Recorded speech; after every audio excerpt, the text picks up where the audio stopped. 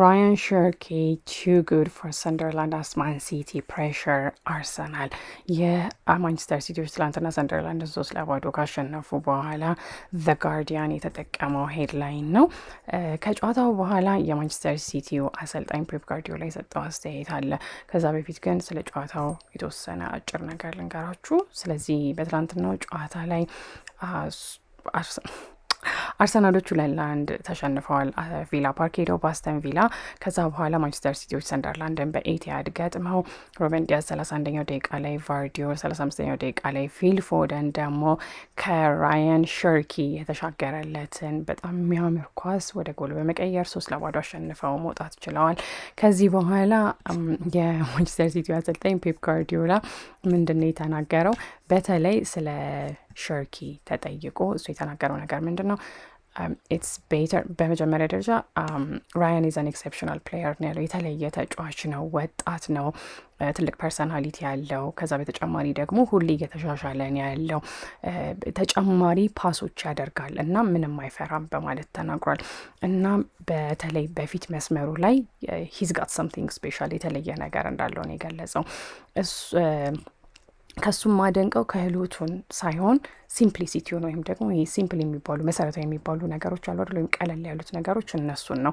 እናም ከሜሲ የተማርኩት ነገር ሲምፕል ወይም ደግሞ ቀላል ነገሮች ላይ ስህተት አትስራ። እናም ወደ ራያን ሸርኪ ስንመጣ ራያን ሸርኪ ሲምፕል ወይም ደግሞ ቀላል የሆኑ ነገሮችን በሚያምር ሁኔታ ወይም ደግሞ በጥሩ ሁኔታ ይሰራቸዋል በማለት ነው የተናገረው።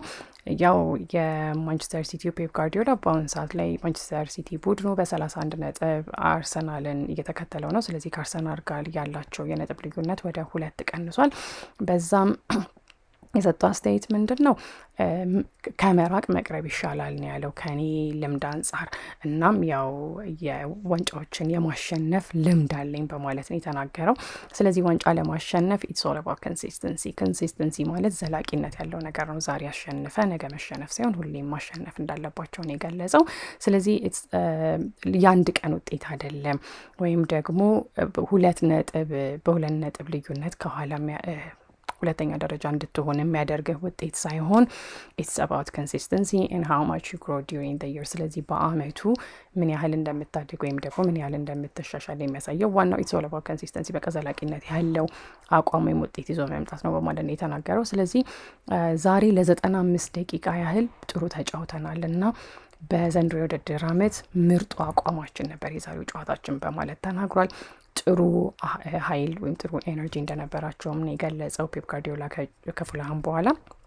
ለምሳሌ ያህል ከፉልሃም ጋር የነበራቸውን ጨዋታ እንደ ምሳሌ አንስቶ ነበረ። ከፉልሃም ጋር በመጀመሪያው አጋማሽ we did really good things ጥሩ ነገሮችን ስናደርግ ነበረ። ከዛ ሁለተኛው አጋማሽ ላይ we stopped አቆምን ያለው።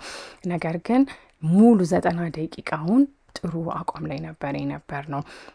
አርሰናል የተወሰኑ ነጥቦችን ይጥላሉ፣ እኛ ደግሞ እነሱ እነኛን ትናንሽ ነጥቦች ሲጥሉ እዛ መገኘት እንፈልጋለን፣ እያሸነፍን ያለው። ስለዚህ ማሸነፍ ወይም ደግሞ ድል የሚመጣው ከፐርፎርማንስ ወይም ከአቋም ነው፣ ከእድል ከአንድ ቀን ከሚያጋጥም እድል ወይም ደግሞ በአጋጣሚ ከምትገኝ ቅጽበት ወይም አክሽን ሳይሆን ድል የሚመጣው is from performances በማለት ነው የተናገረው ፔፕ ጋርዲዮላ።